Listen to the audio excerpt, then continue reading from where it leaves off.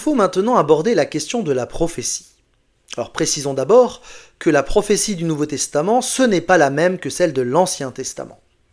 Dans l'Ancien Testament, être prophète, c'était recevoir de Dieu directement une parole de sa part pour le peuple. C'est un rôle d'autorité.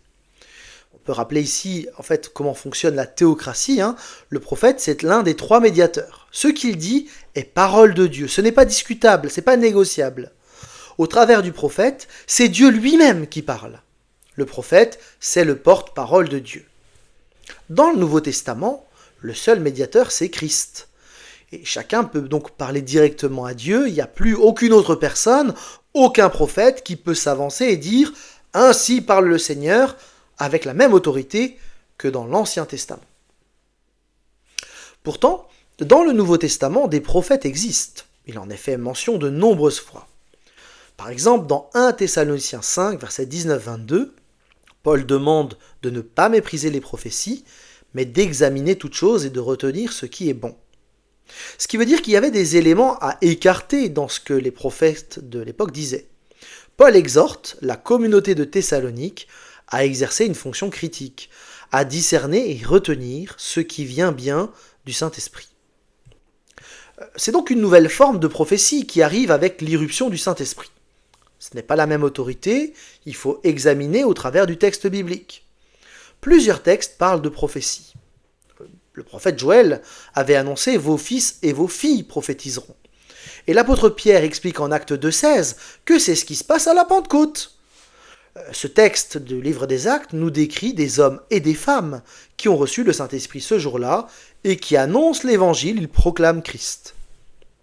On trouve ensuite, dans le livre des Actes, les 4 filles de Philippe qui étaient des prophétesses.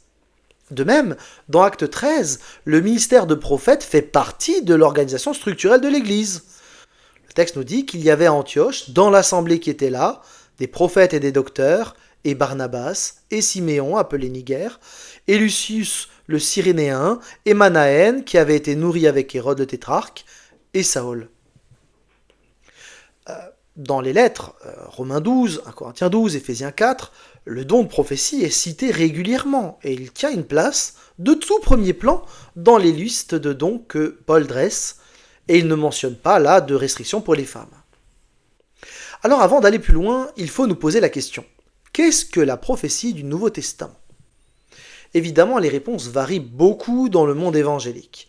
Et elles varient aussi parce que tout le monde est bien conscient que des femmes ont prophétisé.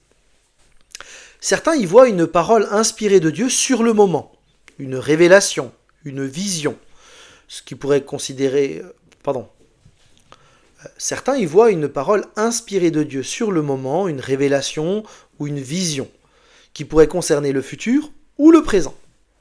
Certains y voient une parole inspirée de Dieu qui peut être travaillée. Certains pensent à une étude de la Bible, on pourra parler là de prédication. D'autres y voient une exhortation, plus ou moins spontanée. Certains y associent plusieurs éléments. En réalité, ce n'est pas facile de définir les contours de ce ministère d'une manière tranchée, n'en déplaise à ceux qui ont une vision très carrée des choses. Agabus prophétise en prédisant l'avenir. Jude et Silas prophétisent en encourageant l'assemblée. L'Apocalypse est une prophétie qui annonce le retour de Christ et qui encourage les chrétiens dans le présent. Parfois, on a des prophéties qui sont un exercice au niveau local. Parfois, c'est supralocal. Agabus semble être un prophète pas simplement local. Alors, étymologiquement, le mot prophète vient du grec prophétesse, pro, avant ou devant, et fémi, dire. Donc, prophète peut désigner soit celui qui dit avant, dans le sens de prédire, soit celui qui dit devant, c'est-à-dire qu'il déclare hautement et publiquement, dans le sens de proclamer. Si on se reporte à la seule définition biblique qu'on a de la prophétie, 1 Corinthiens 14, 3, Paul explique que celui ou celle qui prophétise exhorte, édifie et console. Il semble donc que le ministère de prophète consiste surtout à édifier les autres, que ce soit par des messages directement inspirés par Dieu, soit par des interventions préparées. Dans les deux cas, c'est une parole publique. Et cette parole prophétique n'est pas marquée du sceau divin comme pouvait l'être la parole du prophète de l'Ancien Testament. On l'a vu, il est demandé aux prophètes de se soumettre aux autres dans le cadre d'une église locale, et les auditeurs sont invités à examiner ce qui est dit. Dans un de ses livres d'ailleurs, Alfred Kuhn précise que les mots prophète et prophétiser semblent indiquer qu'il y avait deux catégories de personnes. Celles qui apportaient occasionnellement un message de la part de Dieu, et celles qui étaient reconnues par l'Église comme ayant le don de prophétie, et qui étaient par conséquent accréditées par l'Église pour exercer ce ministère. Il semble, à la lecture du livre des Actes notamment, avec les 4 filles de Philippe, que certaines femmes ont exercé un tel ministère établi de prophétie, c'est-à-dire que l'Église a reconnu en elles un don que Dieu leur a confié, et elles l'exerçaient sous le contrôle d'autres, tout comme les hommes prophètes. Aujourd'hui, finalement, comme au 1er siècle, la marque d'authenticité d'une prophétie, c'est sa conformité au message biblique. Une prophétie peut être une pensée inspirée directement de Dieu, une explication ou une application de l'écriture, mais en tout cas, elle doit être conforme à ce qui a été révélé une fois pour toutes. Et c'est sur cette base que les chrétiens doivent examiner toute chose. C'est donc la Bible qui fait autorité en dernière instance et non pas le prophète lui-même. Même si c'est une personne avec un grand charisme ou un éminent théologien. Le serviteur, il est contrôlable par la Bible. Du coup, dans ce cadre-là se pose la question si une femme peut prêcher ou non. Et là, on a différentes options.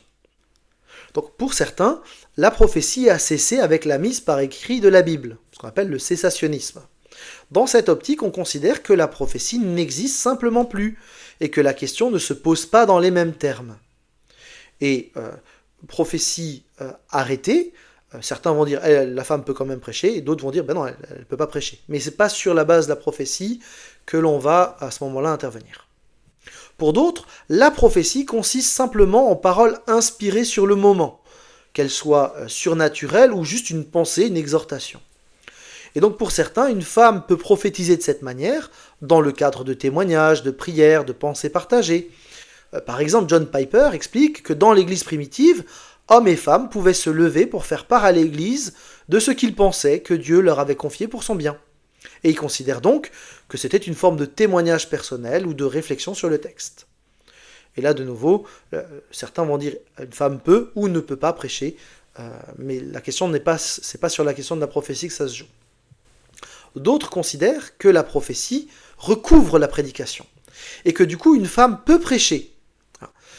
Alors, certains, comme Alfred Kuhn, insistent très largement et ils donnent un exercice de plein droit de la prédication sur la base de la prophétie. Pour d'autres, la femme peut prêcher, mais seulement auprès d'autres femmes ou des enfants. C'est de nouveau la question, là, de l'ordre créationnel. Pour d'autres, comme Samuel Benetro, la prophétie-exhortation, c'est ok, mais pas l'enseignement doctrinal. Et donc il invite à distinguer, même s'il reconnaît qu'il y a des interférences entre le don de prophétie et le don d'enseignement. Mais pour Samuel Benetro, pour d'autres, le ministère de docteur n'était pas ouvert aux femmes. Surtout dans une époque où le Nouveau Testament n'existait pas. Il fallait des garants de l'enseignement. Et donc, du coup, certains disent, maintenant qu'on a le texte biblique, elles peuvent prêcher, et d'autres disent, non, elles ne peuvent toujours pas prêcher, c'est doctrinal. Alors, puisque des femmes prophétisent dans le Nouveau Testament, d'autres disent qu'il n'y a pas de raison de limiter la prédication aux femmes, et il y a plus forte raison pour les présidences, etc. Et donc vous avez des gens comme Bill Ezekian, par exemple, qui affirment qu'il n'y a pas de différence à envisager dans le corps de Christ, puisque Dieu donne des dons à tous, et que nulle part il est question de restrictions sexuées. Que partant, la distinction prophétie-enseignement n'est pas à faire. Bref, on se retrouve de nouveau avec un ensemble de données, et vous voyez que de nouveau on est avec des gens qui ne sont pas des hérétiques ou des affreux, mais juste des gens qui essayent de tenir les données ensemble.